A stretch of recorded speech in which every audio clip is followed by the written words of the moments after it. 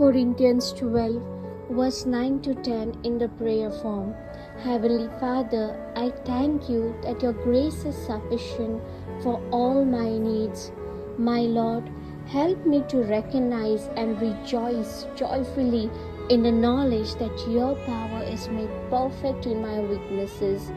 Lord, I rely on you in my infirmities, insults, hardship, persecution. I rely on you, and for when I'm weak, then I'm strong. I boast in your strength.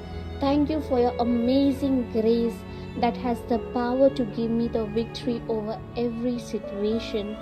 Help me, Lord, to boast all the more gladly in my inabilities, so that your great ability may be manifested in my life.